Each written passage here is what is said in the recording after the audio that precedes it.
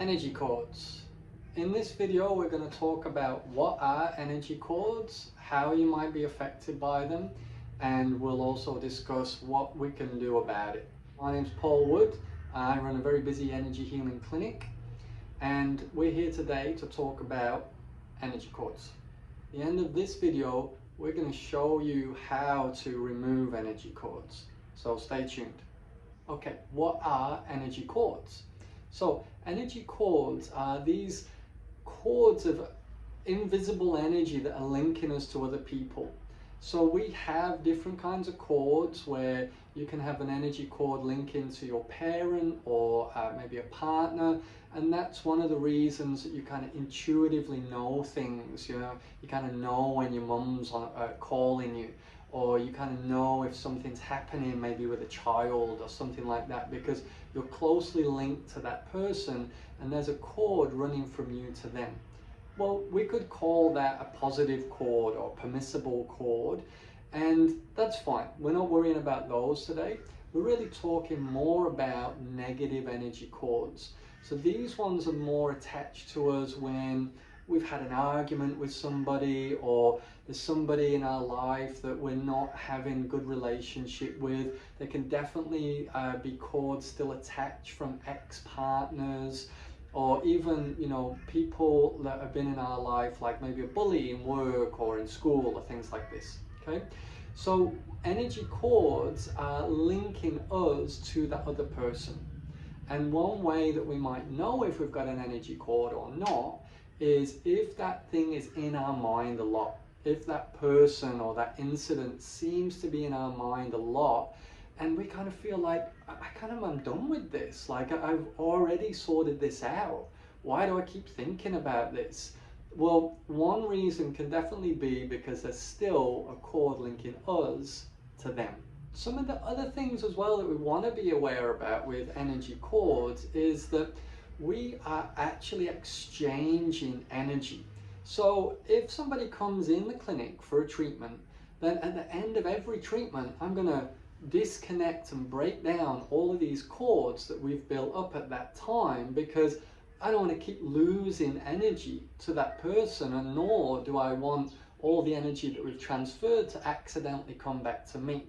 So it's good practice for me and for any of the clinicians here to basically break down these cords after each treatment. Well, we don't necessarily know that in our normal life, so we're picking up cords, and it's really not unusual at all for people to come in here and we spend a lot of time pulling cords out the person, because they're really covered in cords, and they can go all the way back to early schoolhood. If we're feeling that we're losing a lot of energy, or our thoughts are really of a nature that doesn't really seem to be ours, that can be a sign of cords. Also, sometimes, there could be like a sudden jolt or like a sudden feeling of like, ow, maybe like an ache or a pain in the body, on a physical part of the body, can also signal a cord being on the body. And there's lots and lots of other ways of looking at cords, but also energetically. If you're trained energetically, you can sense where the cords are on the body and find them. And that's what we're doing for people. So we're going to talk about that in the next video, how you can remove the cords. And one other thing that we want to talk about in this video today is common places that you can be corded, okay? So very common places that people can be corded is in the middle of the body, solar plexus energy center, okay? That can really happen for lots and lots of different reasons, but a very common one is, if we have a bit of a disagreement with somebody, have a little bit of an argument, then we get corded there, or alternatively, we can also cord the person. So that's one thing that we really want to be aware of.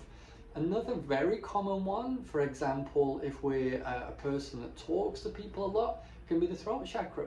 I'll be getting corded if I'm teaching. If I'm showing people how to do energy healing work, there'll be cords going on here and here.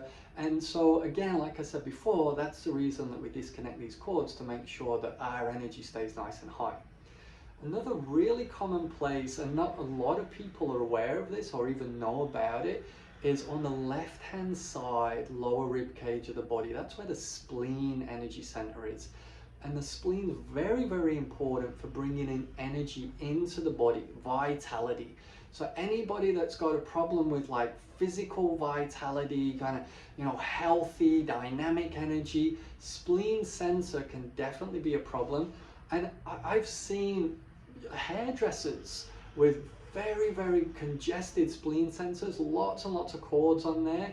And you can disconnect those cords, and literally within just a few seconds, the energy level starts going up and they start feeling better and better.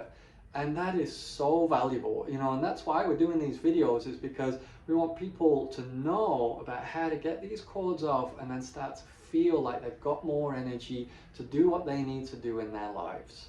This is something that we can do in treatments, and if any of you guys do want a treatment, then have a look on the link below to contact us via the website.